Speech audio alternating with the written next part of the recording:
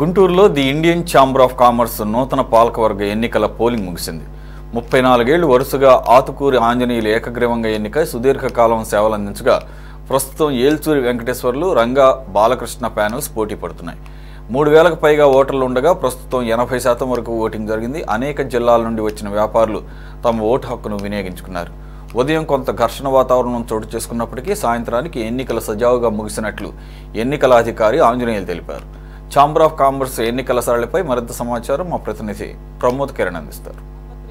కంటే chamber of commerce ఎన్నికలు ఆసక్తికరంగా మారాయని చెప్పుకోవాలి. ఉదయం నుంచి కూడా పెద్ద ఎత్తున ఇటు వ్యాపారులు కావచ్చు, ఎవరైతే ఓటర్గా నమోదు చేసుకున్నటువంటి వ్యక్తులు కూడా పెద్ద ఎత్తున ఆ ఛాంబర్ ఆఫ్ కామర్స్ అసోసియేషన్కి పెద్ద ఎత్తున చేరుకొని కూడా వాళ్ళు ఓటు హక్కు వినియోగించుకుంటున్నారు. అయితే ఉదయం నుంచి కూడా ఉదయం 10 గంటలకు ప్రారంభమైనటువంటి ఈ ఓటింగ్ నమోదు ప్రక్రియ కొంత సజావుగానే జరిగినప్పటికీ కొన్ని చోట్ల ఘర్షణ వాతావరణం చోటు చేసుకుంటుందని చెప్పుకోవాలి. అయితే ఉదయం నుంచి కూడా వచ్చినటువంటి వారిని పైనుంచి కిందకి పంపిస్తూ కూడా ఇటు పోలీసులు కూడా ఇక్కడ బందోబస్తుగా ఉండి ఓటర్లకు ఎటువంటి అసౌకర్యం కలగకుండా వారు చూసుకున్నటువంటి నేపథ్యంలో ఛాంబర్ ఆఫ్ కామర్స్ ఎన్నికలు ఒక ఆసక్తికరంగా మారిందని చెప్పుకోవాలి. అయితే ప్రస్తుతానికి మనం ఛాంబర్ ఆఫ్ కామర్స్ ఎలక్షన్స్ జరుగుతున్నటువంటి ప్రాంతంలో ఉన్నాము. ఉదయం నుంచి కూడా జరుగుతున్నటువంటి నేపథ్యంలో కొన్ని సంఘర్షణలు కూడా చోటు చేసుకున్నటువంటి పరిస్థితి.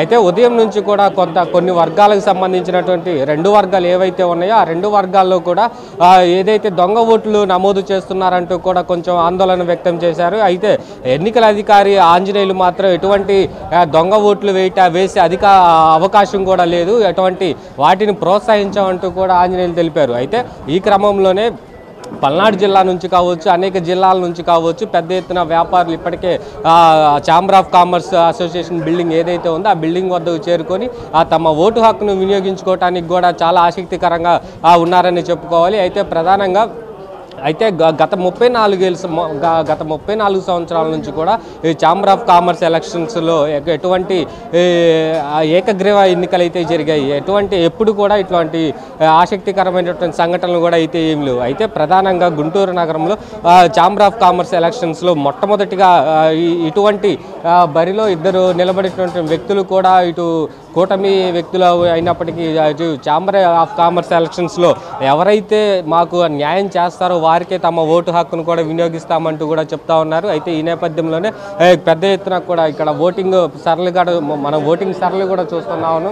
అయితే ఒక క్యూ పద్ధతిలో ఇక్కడ నుంచి వాళ్ళు పాటిస్తూ ఇక్కడ బ్యాలెట్ పత్రాలను కూడా అందిస్తూ ఉన్నారు. ఈ బ్యాలెట్ పత్రాలలో వారు ఓటు హక్కును వినియోగించుకొని మరలా ఇక్కడికి కిందకి వెళ్ళిపోవాల్సిన పరిస్థితి. అయితే ఈ ఓటింగ్ ప్రక్రియ ఎలా జరుగుతుంది, ఈ ఓటింగ్ సరళి ఎలా జరుగుతుంది, అయితే మనం ఉదయం నుంచి కూడా పెద్ద ఎత్తున అందరూ ఇక్కడ చేరుకొని అసలు ఓటింగ్ ఎలా జరుగుతుంది అంటూ కూడా దగ్గరుండి వీక్షిస్తూ ఉన్నారు. అయితే కొన్ని సంఘర్షణలు అయితే జరిగినప్పటికీ ఆ ఓటింగ్ సరళిలో ఎలాంటి తప్పులు లేకుండా కూడా ప్రతి ఒక్కటి ఎన్నికల అధికారి ఆంజనేయులు క్షుణ్ణంగా పరిశీలిస్తూ ఉన్నారు. ఇప్పటికే తమ ఓటు హక్కును వినియోగించుకున్న కొంతమంది వ్యక్తులు ఇక్కడ ఉన్నారు. అయితే వారు ప్రధానంగా చెప్పేది ఏంటంటే గత 34 సంవత్సరాల నుంచి కూడా ఏకగ్రీవంగా ఎన్నికలు జరిగాయి. అయితే మొట్టమొదటిసారిగా ఒక 2 వ్యక్తులు బరిలో నిలబడటం, అయితే ఎవరికి వారు డి అంటే డి అన్న ఆ పద్ధతిలో ఎన్నికలు జరుపుతూ ఉన్నారు. అయితే ఇప్పటికైనా సరే ఆ ఛాంబర్ ఆఫ్ కామర్స్ అసోసియేషన్ ఎన్నికల్లో ఎవరైతే అధ్యక్ష పదవి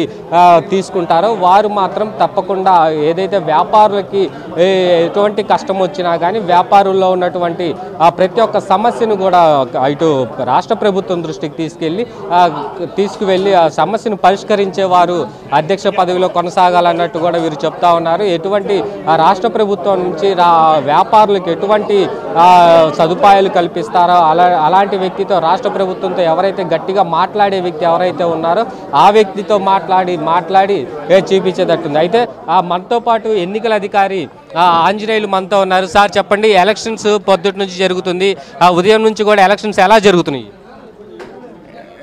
వాస్తవానికంటే ఉదయం నుంచి కూడా జనం ఎక్కువ రష్గా ఉన్న ప్రధానంగా ఎలక్షన్ అవుతూ ఉంది. ఏ రకమైన ఇబ్బంది అయితే లేదు, అందరూ కోఆపరేట్ చేస్తున్నారు, అందరూ హాయిగా వాళ్ళ ఓటు వినియోగించుకుంటున్నారు.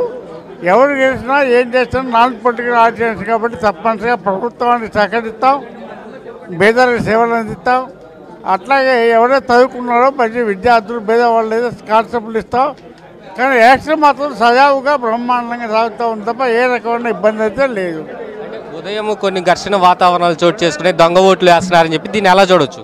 ఉదయం ఏం చెప్తున్నానంటే ఘర్షణ అంటే ఏం లేదు, అక్కడ మేము కూడా కూర్చుంటూ ఉంటారు, అక్కడ కూర్చోడానికి వీల్లేదు, ఓన్లీ ఆఫీసర్లు ఉంటారు, మీకు కాబట్టి అబ్జర్వ్ ఉండి చూసుకోండి అంతేగాని సీట్లో కూర్చోడానికి వీల్లేదు చెప్పాం, అంతే తప్ప మిగతా ఏ ఘర్షణ లేదు.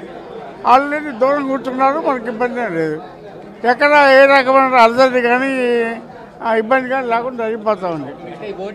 ఓటింగ్ ప్రక్రియ ఎన్నింటి వరకు జరుగుతుంది అసలు? కంటిన్యూగా ఉంటే జరుగుతూ ఉంటుంది, అంటే 5 దాకా చెప్పాము, కానీ జనం ఉంటే రాత్రి 10-11 జరుగుతూనే ఉంటుంది. ఆ తర్వాత కంప్యూటర్తో అకౌంట్ చేస్తారు. ఈ ఓటింగ్ అంతా తర్వాత ఎప్పుడు కౌంటింగ్ ఏర్పాటు చేశారు? అయిపోయింది, ఒక ½ అన్ అవర్ 1 అవర్ ఖాళీ చేస్తాం.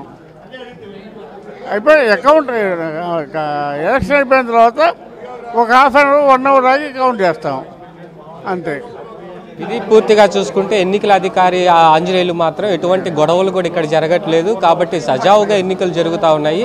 అయితే ఎవరైతే క్యూ పద్ధతిలో పాటిస్తూ ఎవరైతే 6 వరకు ఎన్నికల సమయం టైం ఇచ్చింది, అయితే ఎన్నికల సమయం టైం ఇచ్చిన ఆ నేపథ్యంలోనే 6 గంటల తర్వాత ఎవరైతే వస్తారో వాళ్ళు అనుమతించబడవు. అయితే ఈ 6 గంటల లోపు క్యూలో ఎవరైతే ఉంటారో వారికి ఓటు హక్కు వినియోగించుకునే అవకాశం ఉంటుందంటూ కూడా ఎన్నికల అధికారి ఆంజనేయులు తెలిపారు. కెమెరామెన్ షణ్ముఖతో ప్రమోద్ కిరణ్, సిటీ 24/7 గుంటూరు.